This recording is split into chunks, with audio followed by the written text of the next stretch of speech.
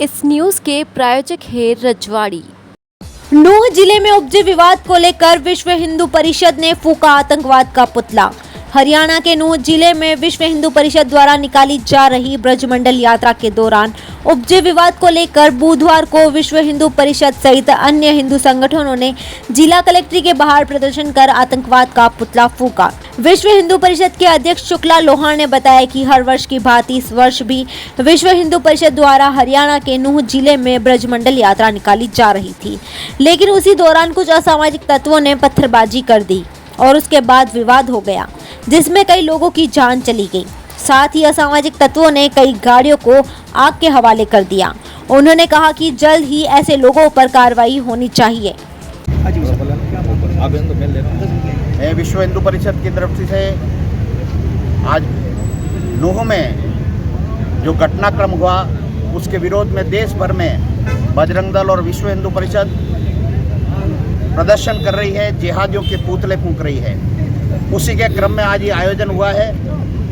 हम सबको ध्यान में है, नूंह में श्रावण मास में सोमवार के दिन प्रतिवर्ष ये यात्रा निकलती है ब्रजमंडल यात्रा के रूप में, और इस यात्रा में हजारों लोग सम्मिलित होते हैं। अभी इस दिन सोमवार को भी 25,000 लोग इस यात्रा में सम्मिलित थे, परंतु जिहादी आतंकवादी मानसिकता के लोग छतों पर पहले से पत्थर इकट्ठे किए, गोली बारूद लेकर इकट्ठे रहे, पहाड़ियों पर चढ़ गए और एक तरह से जैसा कहते हैं कि जिस समय विभाजन हुआ था और डायरेक्ट एक्शन जैसे किया था, वैसे ही डायरेक्ट एक्शन करके हिंदू समाज को भगाने का प्रयत्न किया, हिंदू समाज को आतंकित करने का प्रयत्न किया।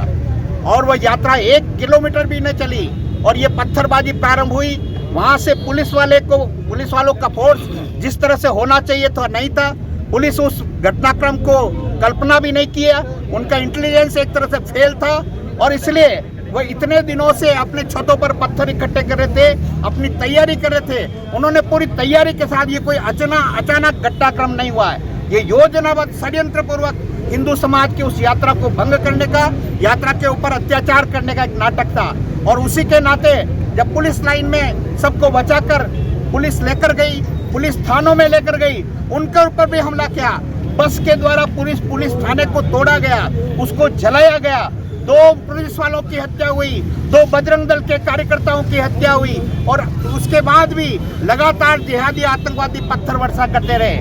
मैं देश के सरकारों से मांग करता हूं कि जो तुष्टीकरण की आंधी में वो समझ नहीं पा रहे हैं सामने वाले जिहादियों को, वो केवल अपने वोटों के खातिर उनका तुष्टीकरण करते हैं और इसके कारण वो जो मानसिकता निर्माण हो रही है, ये देश विभाजन की मानसिकता है। ये जिस तरह से उस डायरेक्ट एक्शन के रूप में पाकिस्तान विभाजन के समय हुआ, वैसा ही एक षड्यंत्र चल रहा है और पूरा मेवात क्षेत्र एक तरह से पाकिस्तान बन गया हो ऐसा लगता है। हिंदू समाज वहाँ रह नहीं सकता, हिंदू समाज के साथ अन्याय अत्याचार होता है। इस प्रकार का घटनाक्रम हो रहा है। सरकार के इंटेलिजेंस और केंद्र सरकार और हरियाणा सरकार और राजस्थान सरकार को हम कहते हैं कि जो मेवात का पूरा क्षेत्र है, इसकी गहन जांच कराई जाए, प्रत्येक घर की जांच कराई जाए। ये एक तरह से शस्त्र और बारूद इकट्ठा करें और जिस तरह से आतंकवादी घटना और की जा रही है, इनको अगर समाप्त नहीं किया तो आने वाले दिनों में ये भारत के लिए बहुत बड़ा खतरा होगा। इसको आगाह बजरंग दल कर रहा है और बजरंग दल ये भी कहता है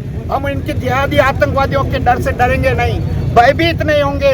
अभी तक हम बिना जानकारी के गए थे, परंतु अगर ये इसी मानसिकता से आए तो इनका उसी भाषा में जवाब देंगे। जो जैसी भाषा में समझना चाहता है उसको उस भाषा में समझाया जाएगा। और फिर प्रशासन, सरकार अगर बजरंग दल को दोष देती है तो ये गलत होगा। ये दोष केवल सरकारों का है, ये दोष केवल प्रशासन का है। फोन से पूरा घर होगा ऑपरेट। उदयपुर में स्मार्ट फ्लैट्स की शुरुआत। सभी लोगों का ख्वाब होता है अपने सपनों का घर। घर ऐसा शब्द है जिसका सपना हर कोई साकार करना चाहता है। इंटरनेट और गैजेट्स के ज़माने में टेक्नोलॉजी इतना आगे बढ़ चुकी है कि अब ये सभी घरों में इस्तेमाल होने लग गई है। ऐसा ही एक सपनों का घर आपके लिए लाए हैं सरियल में राखी। इन फ्लैट्स में जिस तरह की सुविधाएं आपको ऑफर की जा रही है, वैसी अभी तक राजस्थान में कहीं नहीं मिलेगी। जयपुर और बड़े शहरों की तरह छोटी और रिहायशी इमारतों का प्रचलन अब उदयपुर में भी धीरे धीरे पैर पसार रहा है और इसमें नयापन लाने के लिए प्रेरणा का स्रोत बन रहा है।